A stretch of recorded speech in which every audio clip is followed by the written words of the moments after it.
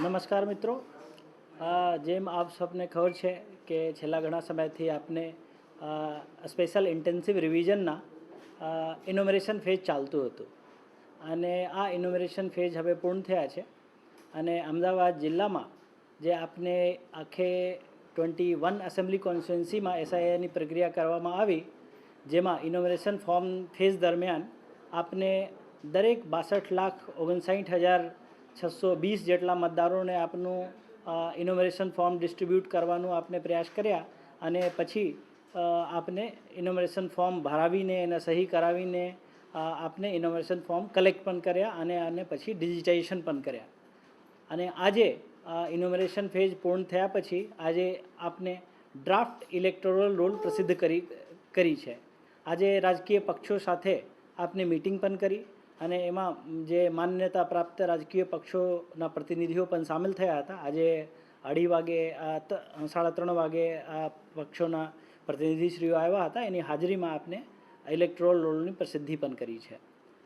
આપના અમદાવાદ જિલ્લામાં ટોટલ 62,59,000 પૈકી આપના લગભગ 77% જેટલા મતદારોના ફોર્મ ભરાવેલા કલેક્ટ થયા અને આ દરેકની એન્ટ્રી કરવામાં આવી છે. એના સિવાય લગભગ 23% જેટલા લોકો જે છે એએસડી કેટેગરી એટલે એબસેન્ટ, શિફ્ટેડ અને ડેથ કેટેગરીના લોકો આપને મળ્યા, જેનું ફોર્મ આપને કલેક્ટ નથી થઈ શક્યા છે. આ સમગ્ર એએસડી અને એના સાથે એએસડીની જે યાદી હતી આપને બીએલઓ અને બીએલઈની એક જોઈન્ટ બેઠક થઈ અને આ દરેક બીએલએઝને રાજકીય પક્ષો દ્વારા નિમણૂક કરેલા જે બીએલએઝને એએસડીની યાદી પણ આપને પહેલાં સબમિટ કરી હતી. સાથે સાથે બીએલઓ એપમાં પણ દરેક એએસડી એટલે કે એબસેન્ટ, શિફ્ટેડ અને ડેથ વોટર્સની જે યાદી આપના આખા અમદાવાદ જિલ્લામાં હતી એને અપલોડ કરવામાં આવી. એના રોજકામ સાથે મિનિટ્સ પ્રોસિડિંગ પણ રજૂ કરવામાં આવ્યા. સાથે સાથે આપને ડીઓના વેબસાઇટ ઉપર પણ એમને લિંક પણ મૂકવામાં આવી છે કે દરેક પાર્ટ વાઇઝ દરેક પાર્ટમાં કેટલા એબસેન્ટ છે, કેટલા શિફ્ટેડ છે, કેટલા ડેથ વોટર્સ છે એની યાદી પણ આપના વેબસાઇટ પર મૂકવામાં આવી છે, જે કે પબ્લિક ડોમેઇનમાં આ આંકડાઓ ઉપલબ્ધ છે. હવે સમગ્ર જે આપના જે ફોર્મ કલેક્ટ કરવામાં આવ્યું હતું અને પછી એના મેપિંગ કરવામાં આવી. મેપિંગમાં લગભગ જેટલા ફોર્મ આપને કલેક્ટ કરવામાં આવ્યા છે આ પૈકી લગભગ 14% લોકોના મેપિંગ 2002ની યાદીમાંથી નથી થઈ શક્યા. બાકી લગભગ 86% જે આપનું જે વોટર્સ જે 2002 અને 2025ની મતદારીની યાદીને જ્યારે આપણે સરખાવી તો આટલા વોટર્સ મેપ થઈ ગયા છે. તો હવે અત્યારે આજે આપને જે દરેક રાજકીય પક્ષોને પણ ડ્રાફ્ટ મતદારી યાદી આપી છે અને આજે ફાઇનલ ડ્રાફ્ટ મતદારી યાદી આપને જાહેર કરી છે.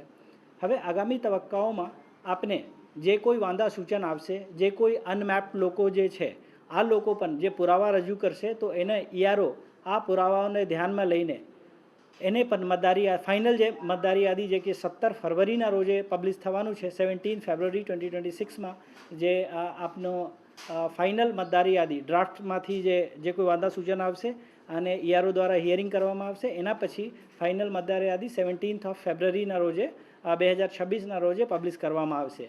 આ સમય દરમિયાન આગામી સમયોમાં આપને ઈઆરઓઝ અને એઈઆરઓઝ જેટલા પણ એવા લોકો જે છે જેનું કે ડ્રાફ્ટ મતદારી યાદીમાં નામ નથી આવ્યું અથવા કે એના જોડે જે પુરાવાઓ રજૂ નથી થઈ શક્યા, મેપ નથી થઈ શક્યા, એવા લોકો પાસેથી ઈઆરઓ અને એઈઆરઓ દ્વારા નોટિસ ઇસ્યુ કરવામાં આવશે.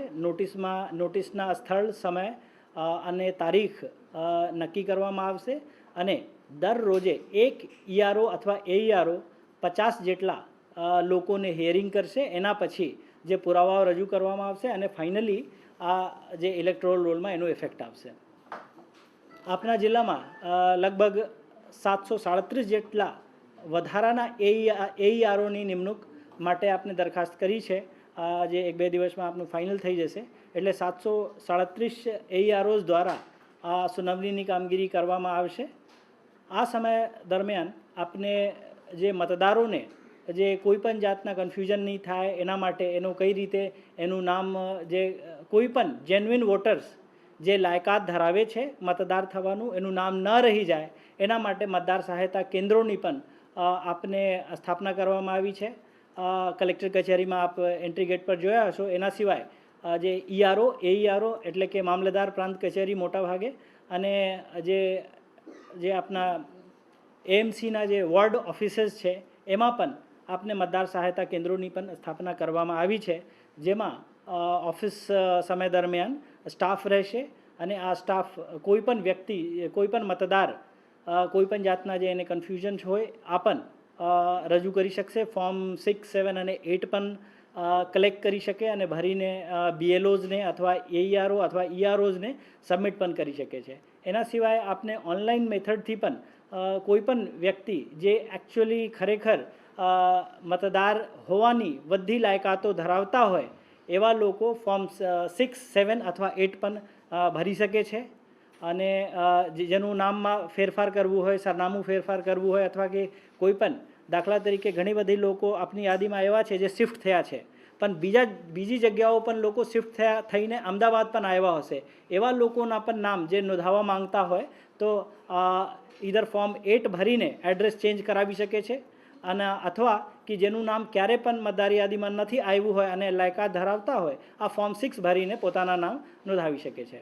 તો આ રીતે સમગ્ર પ્રક્રિયા દરમિયાન જે ઇલેક્શન કમિશન ઓફ ઇન્ડિયા અને સીઓ ઓફિસ દ્વારા જે આપને માર્ગદર્શિકા જે મળી હતી એનું જે મૂળ હાર આ હતું કે કોઈ પણ એલિજિબલ વોટર મતદાર યાદીમાંથી ન રહી જાય એના માટે પણ આગામી સમયોમાં એનું પૂરતો આયોજન કરવામાં આવેલ છે.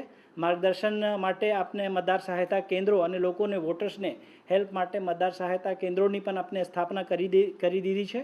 તો આપને મતદારોને ફેસિલિટેશન કરવા માટે સંપૂર્ણપણે ડીઓ કચેરી, આપના એઈઆરઓ અને ઈઆરઓની કચેરી સંપૂર્ણપણે તૈયાર છે.